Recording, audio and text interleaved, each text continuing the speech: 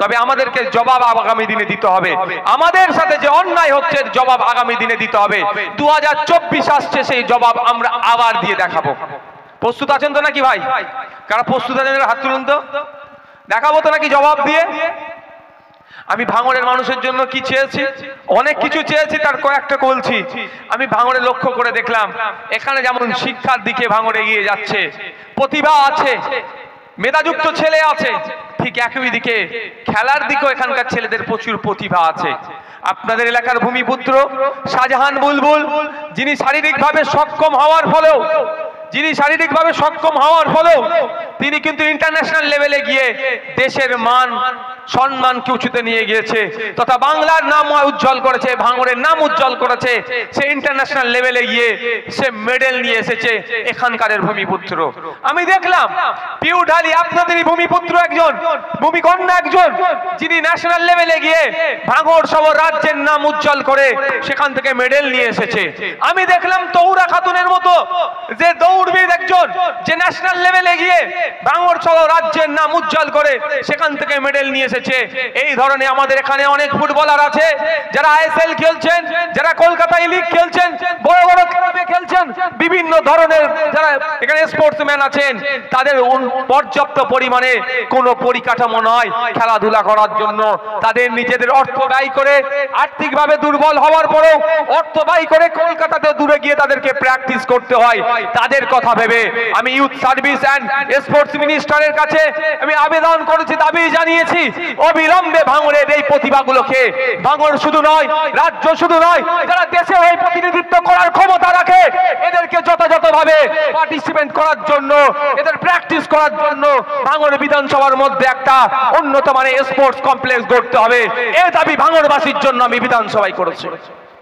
আমার কাজ ওখানে উত্থাপন করা, কিন্তু দুঃখের বিষয় অপদার্থ সরকার কি করবে বলতে পারছি না, কিন্তু এর জবাব যদি আমরা সাথে সাথে দিতে থাকি, আমাদের উন্নয়নের পক্ষে ওরা থাকছে না, স্বাস্থ্যের উন্নয়ন করছে না, শিক্ষার উন্নয়ন করছে না, তো আমাদের কাজ হবে এদেরকে পর্যাপ্ত পরিমাণে উত্তর দেওয়া।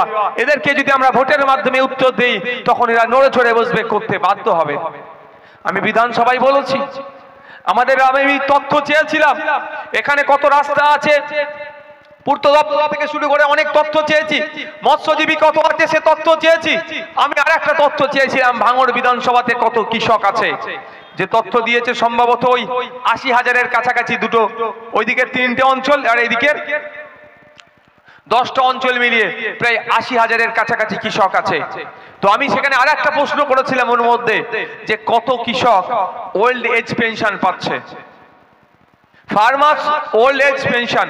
কৃষকরাও 60 বছরের ঊর্ধ্বে হয়ে গেলে, যারা আর্থিকভাবে স্বাবলম্বী নয়, সেই সমস্ত কৃষকরাও একটা ভাতা মাসে পায়, অনেকে হয়তো জানে না। আমি প্রশ্ন করেছিলাম, আমাকে উত্তর দিয়েছে মাত্র 470 জন মতো এটা পাচ্ছে। আপনারা বলুন তো, এখানে যারা উপস্থিত আছেন 60 বছরের ঊর্ধ্বে এখানে কৃষক কতজন আছে? ভাঙড় বিধানসভায় খুঁজলে দেখা যাবে, ভাঙড় বিধানসভায় খুঁজলে দেখা যাবে যে অন্তত 6 থেকে 8,000 কৃষক আছে যারা আর্থিকভাবে দুর্বল, যারা 60 বছরের ঊর্ধ্বেও, তাই তো? ভাতা কজন পাচ্ছে? মাত্র 470 জন মতো। তো আমি বিধানসভায় মন্ত্রীকে বলেছিলাম যে আমাদের ভাঙড় বিধানসভায় এ ধরনের অনেক কৃষক আছে যারা আর্থিকভাবে দুর্বল, কিন্তু 60 বছরের ঊর্ধ্বে তারা এখনো কৃষক ভাতা পাচ্ছে না কেন? তিনি কিন্তু উত্তর দিতে বাধ্য হয়েছে, যে কৃষকরা ভাতা পাচ্ছে না অ্যাপ্লিকেশন করতে বলুন, সেই ভাতার ব্যবস্থা হয়ে যাবে। এটা ভাঙড়ের কৃষকদের জন্য আমি বার করতে পেরেছি। তাই ভাঙড়ের কৃষক বন্ধুদের বলবো, যারা 60 বছরের ঊর্ধ্বে, যারা আর্থিকভাবে দুর্বল, আপনারা অ্যাপ্লিকেশন করুন, আর অ্যাপ্লিকেশনের একটা করে কপি আমার কাছে দিন। প্রয়োজনে যদি আপনাদের ভাতা না যথাসময়ে পান, আমি কনসার্ন ডিপার্টমেন্টাল মিনিস্টার অর্থাৎ এগ্রিকালচার মিনিস্টারের সাথে বসে আপনাদের ভাতার আমি ব্যবস্থা করব। এ দায়িত্ব আমার, আমি চেষ্টা করে যাচ্ছি। ভাঙড়ে 5টা লাইব্রেরি আছে, আমি দেখলাম তথ্য তুলে, ভাঙড়ে 5টা লাইব্রেরি আছে। ঘটপুকুর, ভাঙড়, পোলেরহাট, ভোজেরহাট আর বামনঘাটা, সেটাও খোঁজ নিয়ে দেখলাম লাইব্রেরিয়ানের অভাবের ফলে, সংস্কারের অভাবের ফলে সেই ভাঙড় লাইব্রেরিগুলো ভেঙে পড়ছে।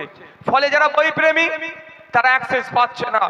এবং আমি সেই এগুলোকে মাথায় রেখে বিধানসভায় লাইব্রেরি মন্ত্রীকে আমি বললাম যে অবিলম্বে 5টা যে লাইব্রেরি আছে, কোথায় কোথায় লাইব্রেরি কোন কোন জায়গায় আছে সে সমস্ত তথ্য দিয়ে, আর সেইগুলো কি অবস্থায় আছে টোটাল সেইগুলো উল্লেখ করে সেখানে বললাম। যেমন এক জায়গায় তো লাইব্রেরির সামনে তো বন জঙ্গল হয়ে গিয়েছে, পোলেরহাটটা দীর্ঘদিন পরে বন্ধ পড়ে আছে, বামনঘাটাটা 2017 সাল থেকে বন্ধ হয়ে পড়ে আছে, ঘটকপুকুরটা বন্ধ হয়ে পড়ে আছে, ভাঙরটা আগে মাসে 2-1 খুলতো, ওটা অবস্থা খারাপ, ভোজরাঘাটটাও একই পথের প্রতীক হয়ে আছে। আমি মাননীয় মন্ত্রীকে বলছি এখানে লাইব্রেরিয়ান দিতে হবে, পরিকাঠামো সংস্কার করতে হবে, নতুন বই দিতে হবে, সাথে সাথে এখন আধুনিক যুগের দিকে আমরা যাচ্ছি, আমরা এখন টেকনোলজির দিকে এগিয়ে যাচ্ছি, সেই জন্য এখানে কম্পিউটার দিতে হবে এবং ইন্টারনেট সংযুক্ত করতে হবে। এই দাবি ভাঙড়বাসীর জন্য আমি করেছি। আমি অপেক্ষায় আছি কবে মন্ত্রী এগুলো দেয়। এই ধরনের প্রতিনিয়ত আমি যখনই বিধানসভার মধ্যে যাই, শুধু ভাঙড়বাসী নয়, ভাঙড়বাসীকে আমি আবার ধন্যবাদ জানাবো যে বিজেপি এবং তৃণমূলের বাইনারির বাইরে গিয়ে আপনারা আমাকে ভোট দিয়ে সংযুক্ত মোর্চার একমাত্র প্রতিনিধি তথা আইএসএফ এর প্রতিনিধিকে বিধানসভায় পাঠাতে পেরেছেন।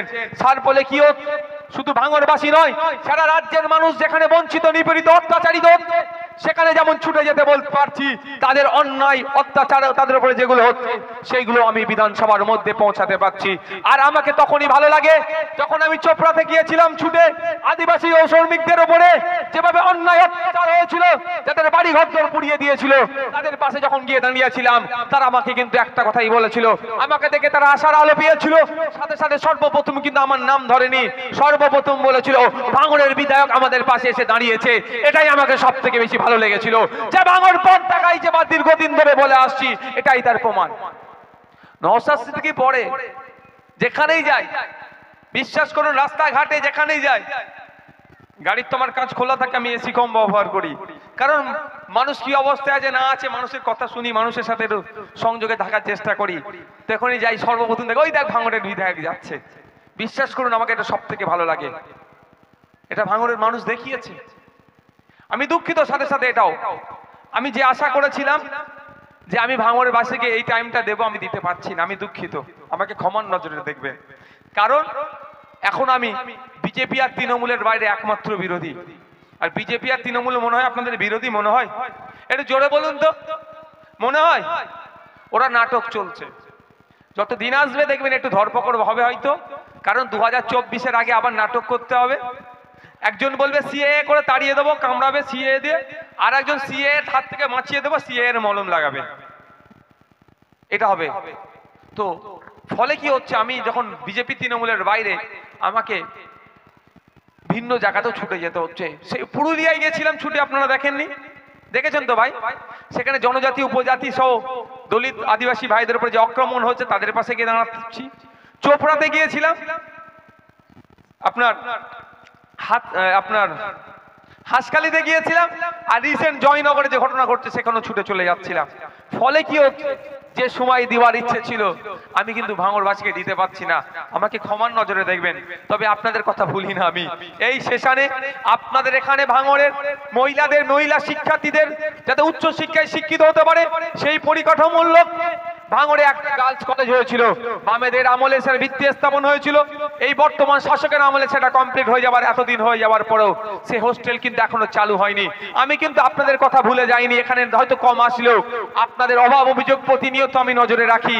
আমার এখানে যারা আছেন জ্ঞানীগুণী সম্পূর্ণ মানুষ, শুধু আইএসএফ এর নয়, যারা শাসকের আছে অনেক ভালো মানুষ আছে, তাদের সাথেও কিন্তু আমি যোগাযোগ রাখি ওভার টেলিফোন, তাদেরকেও জানতে চাই কি কি অভাব আছে, যেগুলো আমি কনসার্ন ডিপার্টমেন্টকে জানাতে পারবো।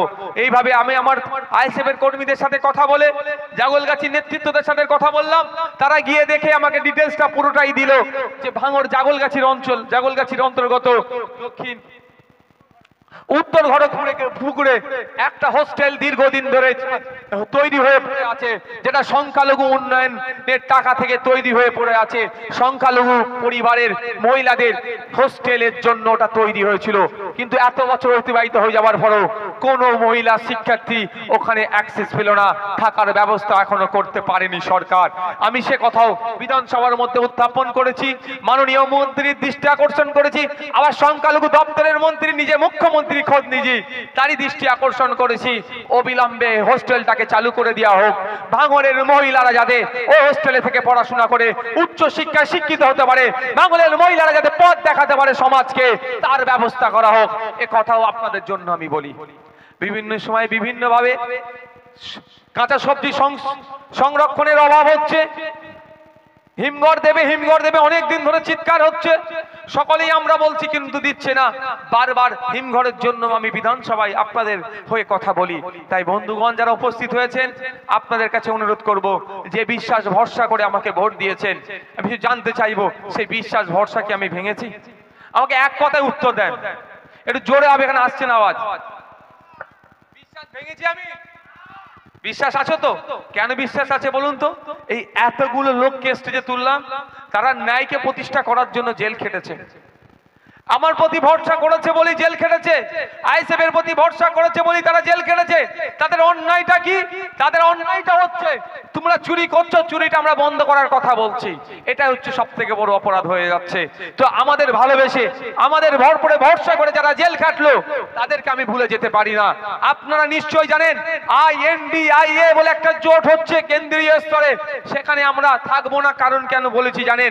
যারা আমার ভাইকে অন্যায়ভাবে জেল খাটালো, যারা আমার ভাইয়ের নামে অন্যায়ভাবে মিথ্যা কেস দিল, যারা আমার ভাইকে ভোটের দিনে গুলি করে মারলো, যারা আমার ভাইকে গুলি করে একটা পা নিয়ে নিল, যারা আমার ভাইয়ের গড় ভাঙলো, তাদের সাথে আমরা একজোটে থাকতে পারি না। আমরা জানিয়ে দিয়েছি। আপনাদের বলবো, যে বিশ্বাস ভরসা করছেন, এই বিশ্বাস ভরসা আগামী দিনেও আপনাদের পাশে থাকবো। এটা ভালো করে জানেন যে সামান্য একটা উপনির্বাচনে আপনাদের সাগরদিঘি বিধানসভা থেকে একজন ভদ্রলোক, তিনি কংগ্রেস এবং সিপিএম এর জোটে বিজয়ী হয়েছিল, বেশিক্ষণ তাকে কিন্তু সেই দলে রাখলো না, দলের মধ্যে নিয়ে নিল। আর নওশাদ সিদ্দিকী সারা রাজ্য ঘুরে বেড়াচ্ছে, চষে বেড়াচ্ছে, মানুষের অধিকার নিয়ে কথা বলছে, ছাত্র যুবর অধিকার নিয়ে কথা বলছে, মা বোনের অধিকার নিয়ে কথা বলছে, মৎস্যজীবীর অধিকার নিয়ে কথা বলছে, কৃষকের অধিকার নিয়ে কথা বলছে, সরকারি কর্মচারীরা ডিএ পাচ্ছে না তার নিয়ে কথা বলছে, পুলিশে যে শূন্য পদ আছে তা সেই নিয়ে কথা বলছে। ফলে নওশাদ সিদ্দিকী যদি কিনে নেওয়া যায়, নওশাদ সিদ্দিকী যদি আমাদের দলে নিয়ে আসা যায়, তাহলে এগুলো চুপ হয়ে যাবে। তাহলে নওশাদ সিদ্দিকীকে দলে নেওয়ার জন্য কত চেষ্টা চালাচ্ছে, সব চেষ্টাকে বৃথা করেছি। আর আগামী দিনও আপনাদের ভালোবাসা, দোয়া, আশীর্বাদে আমি প্রত্যেকটা ওদের অপচেষ্টাকে আমি বৃথা করব। কোনো দল বদলের জায়গা নয়, কোনো কম্প্রোমাইজের জায়গা নয়। ন্যায় প্রতিষ্ঠার জন্য, সমাজ ব্যবস্থার জন্য রাজনীতির ময়দানে এসেছি। মানুষের হয়ে বলার জন্য, কৃষকের হয়ে বলার জন্য, মৎস্যজীবীর হয়ে বলার জন্য, ভাঙড়বাসীর হয়ে বলার জন্য, দলিত আদিবাসীর হয়ে বলার জন্য। জলজমি জঙ্গল কেড়ে নেওয়া হচ্ছে, স্বাভাবিক অধিকার ফিরিয়ে দিতে হবে, এই হয়ে বলার জন্য। ফেক ST/SC সার্টিফিকেট কেন ইস্যু হচ্ছে, তাদের বিরুদ্ধে আইনত ব্যবস্থা নাও, এটা বলার জন্য। এক কথাই মানুষের জন্য বলার জন্য, রাষ্ট্রবাসী রাজ্যের জন্য বলার জন্য, সংবিধানকে সুরক্ষিত রাখার জন্য যে কথা বলে যাচ্ছি, এর ফলে আমাকে প্রতিহিংসাবশত আমাকে জেল খাটিয়েছে। আমি এই জায়গায় দাঁড়িয়ে বলছি, একবার নয়, আমি 100 বার জেলে যেতে প্রস্তুত আছি। যে সংকল্প নিয়ে রাজনীতির ময়দানে এসেছি, সমাজ ব্যবস্থা পরিবর্তন করব, প্রয়োজনে আমি 100 বার জেলে যাব। আমার সাথে তো অনেকে জেলে ছিল। ডক্টর টিকে মন্ডল, উঠে দাঁড়াও, এই একজন ছিল 52 দিন জেলে ছিল। মাস্টার তুমি একবার সামনে আসো, তুমি আসো। আমাদের আসমা ভাবি, আসমা খাতুন, এখন উনি আপনাদের আশীর্বাদ দোয়াতে পঞ্চায়েত সমিতির মেম্বার হচ্ছে, ট্রেনিং এ গিয়েছে। এনার স্ত্রীও কতদিন ছিল? প্রায় 60 দিন মতো জেলে ছিল। তো আমাদের আরো আছে ভাই, আমার সহযোদ্ধা, তুমি উঠে দাঁড়াও একবার। এই সহযোদ্ধাও জেলে ছিল। অপরাধটা কি ছিল?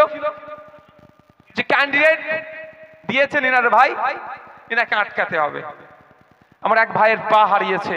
সুতরাং যারা আমাদের জন্য, যারা সমাজ ব্যবস্থার পরিবর্তনের জন্য এত কিছু খাওয়াতে পারলো, ক্যানিং পূর্বে কি নির্মম অত্যাচার চলেছে ভোট পরে, এখানে কি অত্যাচার চলেছে বিধানসভা ভোটের পরে।